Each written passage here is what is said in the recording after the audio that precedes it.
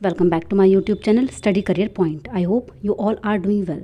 सो start करते हैं देखिए हमारे आज के क्वेश्चन पेपर से। तो देखिए इसमें हम साइंस पेपर 2 के लिए कवर करने वाले हैं। ये जो क्वेश्चन पेपर मैंने आपके लिए हैं ये आपके जो ऑनलाइन एग्जाम हुए थे, जितनी भी शिफ्ट आपकी हुई थी उनके क्वेश्चन पेपर्स हैं, जिनमें से ये आपकी 3rd क्लास है। तो स्टार्ट करते हैं देखिए हमारे फर्स्ट क्वेश्चन से। तो देखिए आज का फर्स्ट क्वेश्चन है, कुस्कुटा जिसको हम अमरवेल बोलते हैं, जैसे पौधों में हरित लवक नहीं होता, यह जिन पौधों पर चढ़ता है उन्हीं से तैयार भोजन प्राप्त करता है। कुस्कुटा को क्या कहा जाता है? तो देखिए जो आपका अमरवेल होता है वो परपोषी होता है, शैवाल होता है, परजीवी होता है या फिर लाइकेन होता है। तो देखिए यहाँ जो आपका राइट आंसर है वो क्या हो जाएगा? तो देखिए वो है आपका परजीवी। क्या होता है? जो अमरवेल होती है वो आपकी क्या होती है? परजीवी होती है। ठीक है, ऑप्शन नंबर 3 जो हो जाएगा वो आपका यहाँ पर बिल्कुल सही हो जाएगा। चलते हैं देखिए नेक्स्ट क्वेश्चन पर।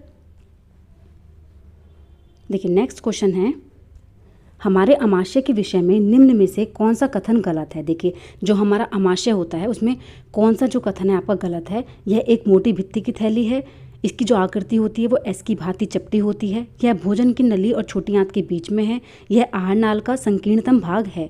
तो देखिए यहाँ कौन सा आपका जो आंसर है वो सही हो जाएगा? तो देखिए यहाँ जो है आपका ऑप्शन नंबर 2 बी और डी आपके बिल्कुल सही हैं। इसकी आकृति एस की भांति चपटी होती है और यह आहार नाल की संकीर्णतम भाग है, लेकिन इसकी भित्ति मोटी थैली की होती है, छोटी आंत और भोजन की नली के बीच की होती है, ये आपके गलत हैं। तो यहाँ पर ऑप्शन नंबर 2 जो हो जाएगा वो आपका बिल्कुल सही हो जाएगा। चलते हैं देखिए नेक्स्ट क्वेश्चन पर। देखिए नेक्स्ट क्वेश्चन है, निम्नलिखित में से कौन सा सामान्य तौर पर अधातुओं का गुण है? तो देखिए निम्नलिखित में से कौन सा जो है वो अधातुओं का गुण है? ध्वनिक और ठोस, चमकीले व आघातवर्ध, ये हथौड़े की लकड़ी हल्की चोट से टूटकर चूराचूर हो जाते हैं, ऊष्मा और विद्युत के सुचालक होते हैं। तो देखिए यहाँ जो आपका राइट आंसर होगा वो क्या हो जाएगा? तो देखिए वो है आपका ऑप्शन नंबर 3, ये हथौड़े की हल्की चोट से क्या हो जाते हैं? टूट कर चूरा हो जाता है। ठीक है, जो अधातुओं के गुण होता है उसमें क्या है कि हथौड़ों की हल्की चोट से टूटकर चूरा हो जाते हैं। तो ऑप्शन नंबर 3 जो होगा वो आपका यहाँ पर बिल्कुल सही हो जाएगा। चलते हैं देखिए नेक्स्ट क्वेश्चन पर।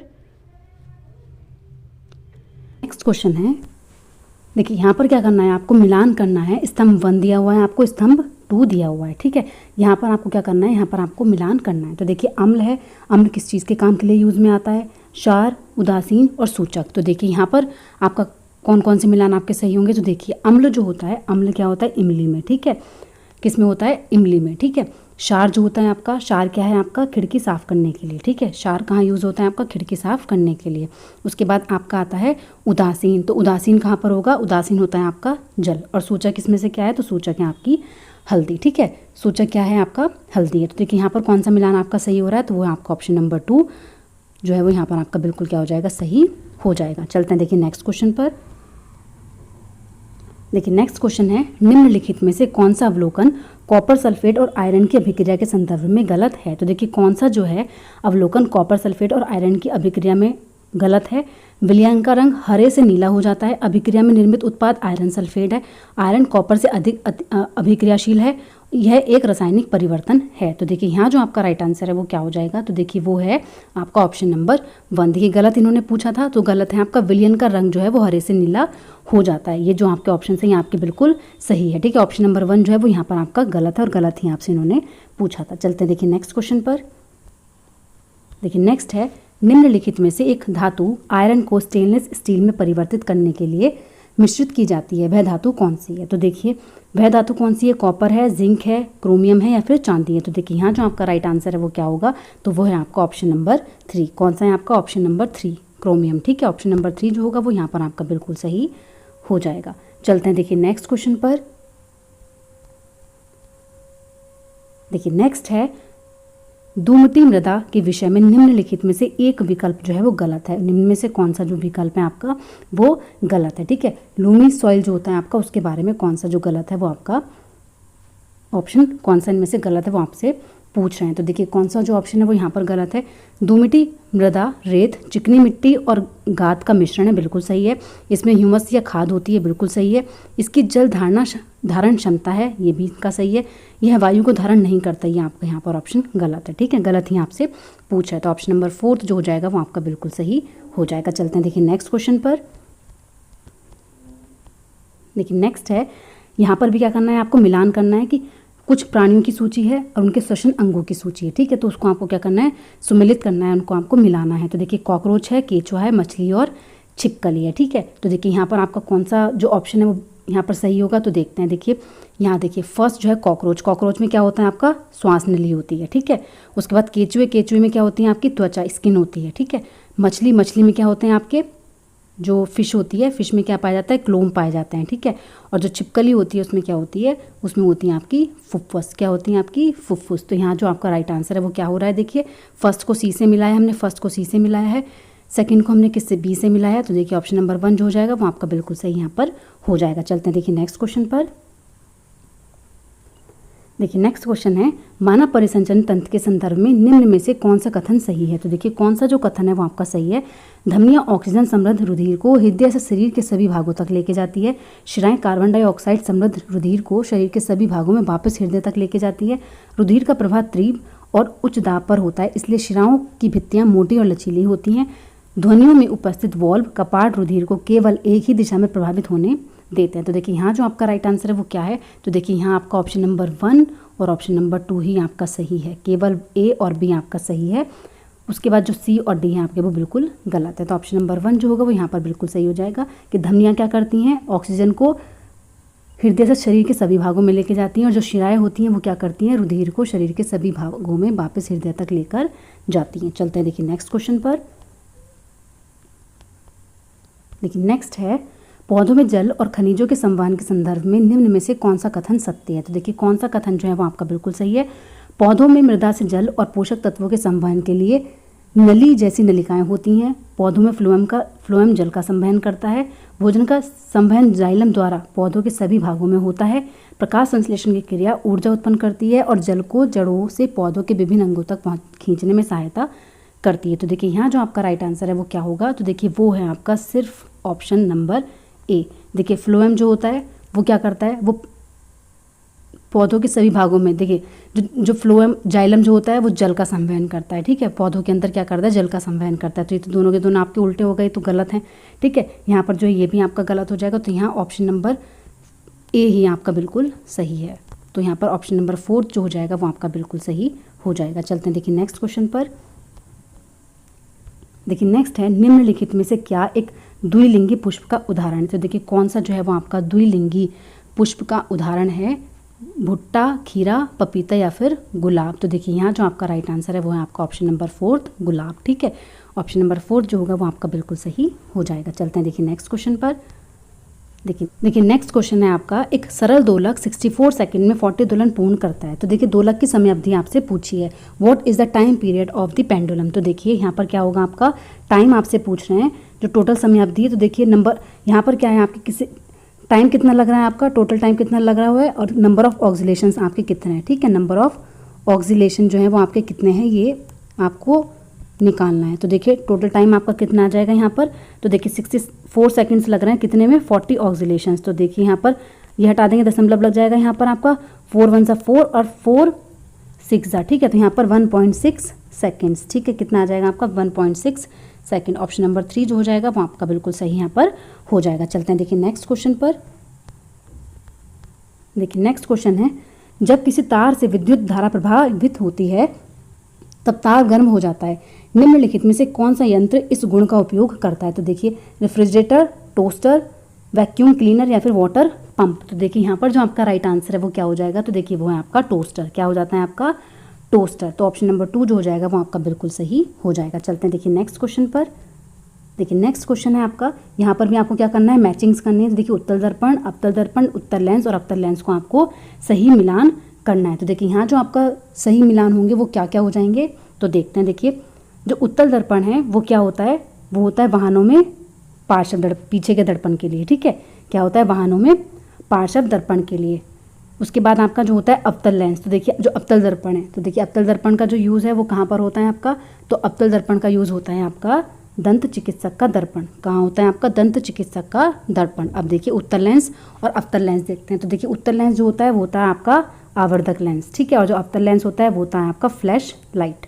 क्या होती है आपकी फ्लैश लाइट। तो देखिए ऑप्शन नंबर 2 जो है वो यहाँ पर सही मिलान कर रहा है आपका, जो ऑप्शन नंबर 2 है। तो ऑप्शन नंबर 2 जो होगा वो यहाँ पर आपका बिल्कुल सही हो जाएगा। चलते हैं देखिए नेक्स्ट क्वेश्चन पर।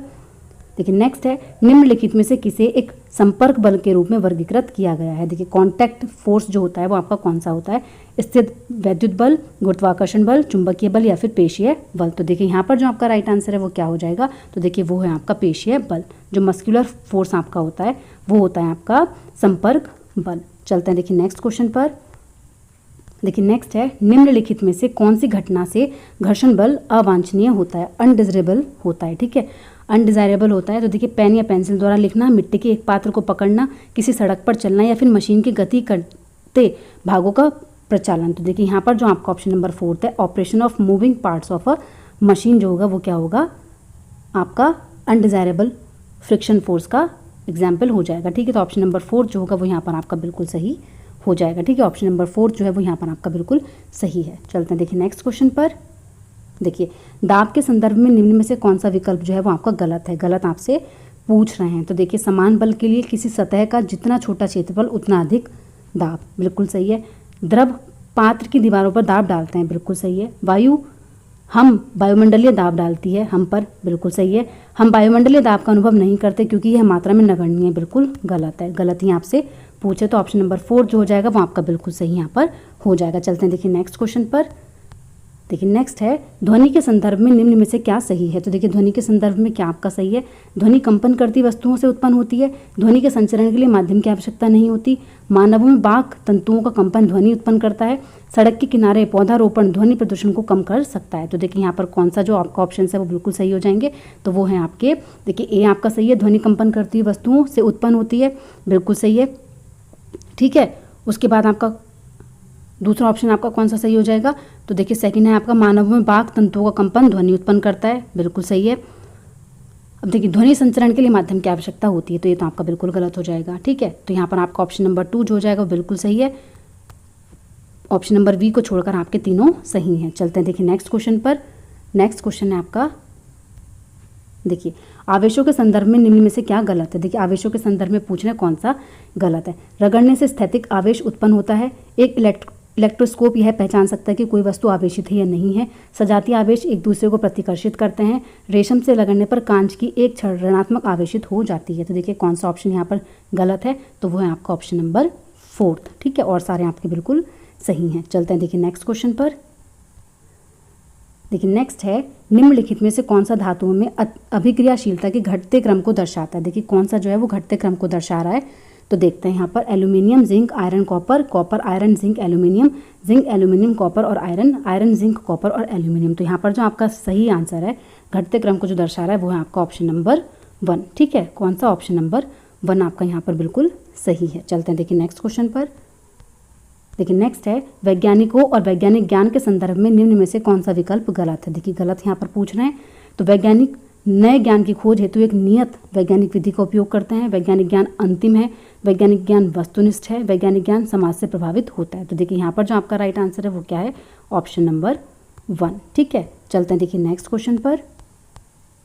देखिए नेक्स्ट है, प्राथमिक विद्यालय स्तर पर विज्ञान की शिक्षा का क्या उद्देश्य होना चाहिए। तो देखिए क्या उद्देश्य होना चाहिए, समाज का वैज्ञानिक तौर पर साक्षर नागरिक बनना, कौशलों को अर्जित करना जिससे सभी बच्चे भविष्य में शिल्प वैज्ञानिक बन सकें, तथ्यों और नियमों को जानना जिससे सभी बच्चे भविष्य में वैज्ञानिक बन सकें, विज्ञान के तथ्यों नियमों और सिद्धांतों के विषय में जानना, याद रखना और सीखना। तो देखिए यहाँ जो आपका राइट आंसर है वो क्या हो जाएगा, तो वो है आपका ऑप्शन नंबर 1, समाज का वैज्ञानिक तौर पर साक्षर नागरिक बनना। चलते हैं देखिए नेक्स्ट क्वेश्चन पर। देखिए नेक्स्ट है, विज्ञान की कक्षा में एक प्रयोग प्रदर्शित करते हुए विज्ञान की शिक्षिका लगातार पूछती है, अब आगे क्या होगा। प्रदर्शन के दौरान ऐसे प्रश्न पूछे जाने का मुख्य उद्देश्य क्या है। तो देखिए क्या आपका मुख्य उद्देश्य होना चाहिए, तो वो है कक्षा में विद्यार्थियों की रुचि बनाए रखना। क्या होगा आपका, कक्षा में विद्यार्थियों की रुचि बनाए रखना। तो यहाँ पर ऑप्शन नंबर 4 जो हो जाएगा वो आपका बिल्कुल सही हो जाएगा। चलते हैं देखिए नेक्स्ट क्वेश्चन पर। देखिए नेक्स्ट है, निम्नलिखित में से विज्ञान पाठ्यचर्या की क्या मुख्य विशेषता है। तो देखिए विज्ञान पाठ्यचर्या की मुख्य विशेषता आपकी क्या है, विज्ञान की पाठ्य पुस्तकों में सामग्री को क्या करना, डीकंटेक्चुअलाइज कंटेंट करना, सामग्री को विप्रगांधीन करना, क्रियाकलाप आधारित शिक्षण, विज्ञान की सामग्री में लदी पाठ्य पुस्तकें या फिर केवल आकलन के लिए सत्र अंत योगात्मक परीक्षण। तो देखिए यहाँ पर जो आपका राइट आंसर है वो क्या हो जाएगा, तो वो है आपका क्रियाकलाप आधारित शिक्षण, एक्टिविटी बेस्ड टीचिंग। तो ऑप्शन नंबर 2 जो हो जाएगा वो आपका बिल्कुल सही हो जाएगा। चलते हैं देखिए नेक्स्ट क्वेश्चन पर।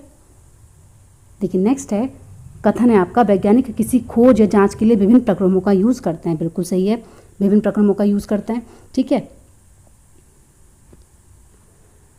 कथन है आपका वैज्ञानिक ज्ञान का विकास अवलोकन प्रेक्षणों के नियमों तक एक रेखीय और श्रेणीबद्ध रूप से होता है। तो देखिए यहाँ पर क्या है, आपका गलत हो जाएगा। सिर्फ एक रेखीय और श्रेणीबद्ध रूप में होता है, तो यहाँ आपका गलत है। देखिए यहाँ पर ऑप्शन नंबर 3 आपका सही है। ए तो सत्य है लेकिन बी क्या है आपका गलत है। ठीक है, बी आपका क्या हो जाएगा, यहाँ पर गलत हो जाएगा। चलते हैं देखिए नेक्स्ट क्वेश्चन पर। देखिए नेक्स्ट क्वेश्चन है वैज्ञानिक साक्षरता के संदर्भ में निम्न में से क्या गलत है। देखिए कौन सी चीज़ जो है वो आपकी गलत है। तो देखिए वैज्ञानिक संप्रत्तियों और प्रक्रमों का ज्ञान समझ व्यक्तिगत निर्णय लेने के लिए आवश्यक है। बिल्कुल सही है। वैज्ञानिक संप्रत्तियों की समझ समाज के नागरिक और सांस्कृतिक कार्यक्रमों में भागीदारी को बेहतर बनाती है, ये भी आपका सही है। वैज्ञानिक ज्ञान का उपयोग समाज की आर्थिक संपन्नता के निर्माण में सहायक है, ये भी आपका सही है। तो देखिए यहाँ पर आपका कौन सी चीज़ है वो गलत हो जाएगी, तो वो है आपका ऑप्शन नंबर 4। गलत ही आपसे पूछ रहे थे, तो आपका यहाँ पर ऑप्शन नंबर 4 जो हो जाएगा वो बिल्कुल सही हो जाएगा। चलते हैं देखिए नेक्स्ट क्वेश्चन पर। नेक्स्ट क्वेश्चन है, क्या आप एक वृक्ष की ऊंचाई मापने का मार्ग निकाल सकते हैं? निम्नलिखित में से कौन सा विकल्प इस प्रश्न के प्रकार को सही इंगित करता है? तो देखिए फर्स्ट ऑप्शन है आपका ध्यान केंद्रित प्रश्न, समस्या रखने का प्रश्न, मापन और अभिकलन प्रश्न, या फिर तुलनात्मक और विषयांशी प्रश्न। तो देखिए यहाँ पर देखिए अटेंशन फोकसिंग क्वेश्चन होते हैं, प्रॉब्लम पोजीशन क्वेश्चन होते हैं, या फिर मेजरिंग एंड कंप्यूटिंग क्वेश्चन होते हैं, या फिर कंपेयरिंग एंड कंट्रास्टिंग क्वेश्चंस होते हैं। तो देखिए यहाँ पर जो आपका राइट आंसर है वो क्या हो जाएगा, तो यहाँ जो आपका राइट आंसर है वो है आपका ऑप्शन नंबर 2। क्या है आपका ऑप्शन नंबर 2, समस्या रखने का प्रश्न। ठीक है, ऑप्शन नंबर 2 जो होगा वो यहाँ पर आपका बिल्कुल सही हो जाएगा। चलते हैं देखिए नेक्स्ट क्वेश्चन पर। देखिए नेक्स्ट क्वेश्चन है, निम्नलिखित में से कौन सा विज्ञान में क्षेत्र भ्रमण के अधिगमकर्ता के अनुभवों को आंकने के लिए न्यूनतम अपेक्षित, देखिए न्यूनतम अपेक्षित आपसे पूछा गया है कि कौन सा क्या है लीस्ट डिजायरेबल है। तो देखिए presentation, portfolio, multiple choice question, या फिर जर्नल राइटिंग, प्रस्तुतियाँ, पोर्टफोलियो, बहुविकल्प वाले प्रश्न, या फिर पत्रिका लेखन। तो देखिए यहाँ पर जो आपका राइट आंसर है वो क्या होगा, तो वो होगा आपका ऑप्शन नंबर 3, बहुविकल्प वाले प्रश्न। ठीक है, ऑप्शन नंबर 3 जो होगा वो यहाँ पर बिल्कुल सही हो जाएगा। चलते हैं देखिए नेक्स्ट क्वेश्चन पर। देखिए नेक्स्ट है, कक्षा में आकलन पर समूह परिचर्चा में निम्नलिखित कथन उभरे। तो देखिए आकलन एक लगातार चलने वाला और सतत प्रक्रम है। आकलन का उद्देश्य अधिगम का आकलन है। आकलन का अन्य उद्देश्य अधिगम के लिए आकलन करना है। निष्पादित उद्देश्यों के मूल्यांकन के लिए सत्र अंत पर आकलन किया जाता है। तो देखिए इन्होंने पूछा है निम्नलिखित समूहों को कौन सा समुच्चय सही है। देखिए कौन सा जो समुच्चय है वो आपका यहाँ पर सही है। तो देखिए जो निर्माणात्मक आकलन होता है ए और सी, योगात्मक आकलन बी और डी, देखिए आपका बिल्कुल सही है। यहाँ पर आपका देखिए ऑप्शन नंबर 1 जो है वो आपका बिल्कुल सही है, क्योंकि देखिए जो निर्माणात्मक आकलन है वो आपके ए और सी हैं, और जो आपके योगात्मक आकलन है जो सत्र के अंत में किए जाते हैं वो है आपका ऑप्शन नंबर बी और डी। तो यहाँ पर ऑप्शन नंबर 1 जो हो जाएगा वो आपका बिल्कुल सही हो जाएगा। चलते हैं देखिए नेक्स्ट और लास्ट क्वेश्चन है आज का। देखिए नेक्स्ट और लास्ट क्वेश्चन है, किसी भी सुनियोजित पाठ योजना के निर्देशित उद्देश्यों में कार्य, परिस्थिति और मापदंड के घटक होने चाहिए। तो देखिए कौन कौन से होने चाहिए। ऊर्जा स्थानांतरण के प्रकार दर्शाते चित्रों के सेट को देखने पर विद्यार्थियों ने संवहन, चलन और विकिरण से नामांकित कर सकेंगे।